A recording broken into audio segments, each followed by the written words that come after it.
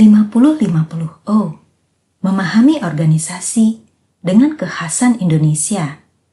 Ditinjau dari 4 perspektif organisasi: human capital, kepemimpinan, budaya perusahaan, dan pengelolaan pengetahuan. 1. Managing change, budaya perusahaan. Artikel 5. Perjalanan manajemen perubahan pada era pengetahuan. Roadshow pelatihan Change Management di Timur Indonesia merupakan pengalaman berkesan yang kami dapatkan terkait manajemen perubahan di era pengetahuan. Kesan dan pesan yang terbawa dari perjalanan ini sedemikian mendalam dan semakin memperkuat keyakinan kami bahwa untuk melakukan suatu perubahan paradigma berpikir memerlukan proses yang panjang, energi yang besar, dan bahkan memakan waktu hingga 1 generasi. Pada mulanya kegiatan ini dilakukan untuk mengidentifikasi, memetakan, serta memahami budaya lokal yang ada, serta memberikan solusi bagaimana perusahaan ini dapat mengantisipasi dan mengimbangi perubahan praktik tata kelola perusahaan yang berkembang sedemikian pesat di tengah-tengah keterbatasan budaya lokal yang ada.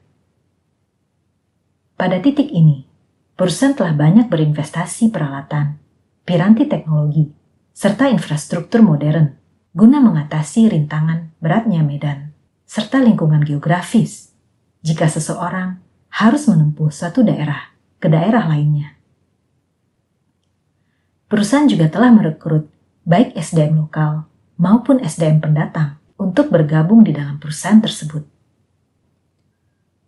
Perusahaan ini dilihat dari permukaan tergolong sehat, dan di sisi lain, action strategis telah dieksekusi oleh BOD.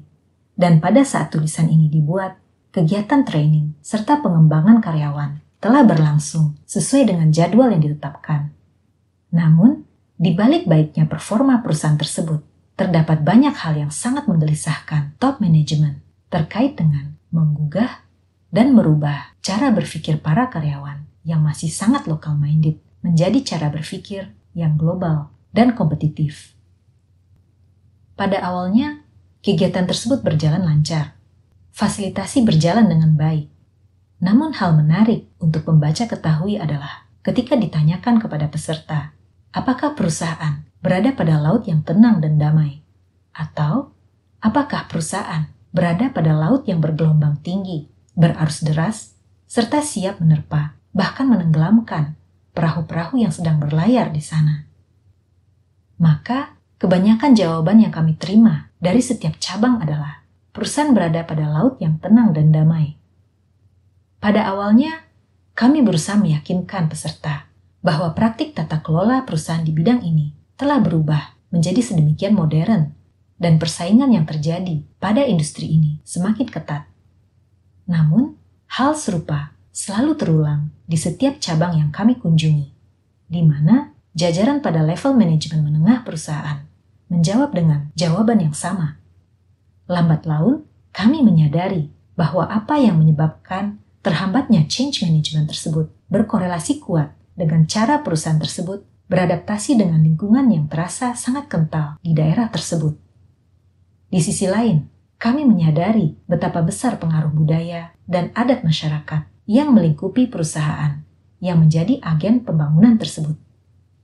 Faktor utama yang berasal dari masyarakat lokal adalah mereka memiliki pola hidup sebagai gatherer and hunter pada era modern. Artinya, masyarakat hidup menetap dan telah mengetahui dan terbiasa menggunakan peralatan modern. Namun, sebagian besar masih memiliki kecenderungan untuk hidup berkelompok, dilihat dengan kuatnya adat dan kepercayaan terhadap ruh atau animisme dan dinamisme. Masyarakat yang menggunakan manajemen sederhana di dalam mengolah hasil hutan atau lahan pertanian. Masyarakat yang umumnya tidak memiliki pikiran jangka panjang dalam memanfaatkan fungsi saving dan investasi untuk masa depan, namun langsung mengkonsumsi uang perolehan hasil hutan atau pertanian hingga tandas tak bersisa. Kondisi demikian sangat mempengaruhi performa perusahaan tersebut. Kami menyadari bahwa perubahan yang kami komunikasikan belum dapat diadaptasi karena secara fisik belum terlihat tingginya gelombang serta derasnya arus kompetisi yang menerpa perusahaan. Pada kenyataannya, masih banyak lahan tidur, terbengkalai, serta hutan yang menghijau.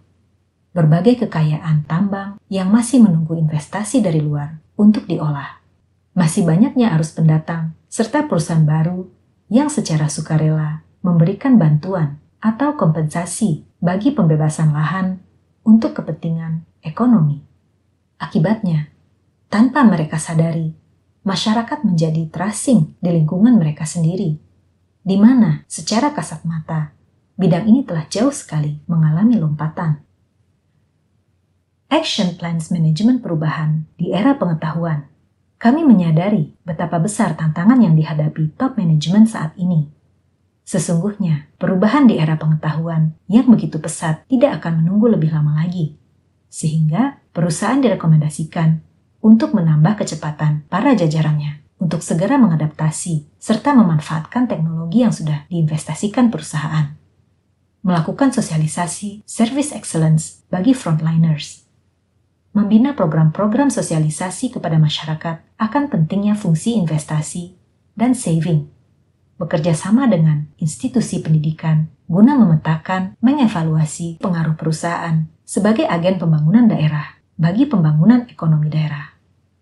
Dengan demikian, tindakan-tindakan ini akan memacu jajaran manajemen level atas untuk memberikan performa strategis dan para manajer untuk memberikan performa jangka pendek yang lebih baik.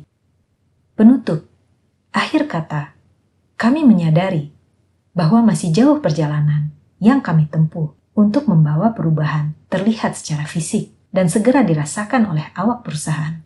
Meskipun tingginya gelombang serta derasnya arus yang menerpa perusahaan belum lagi terlihat.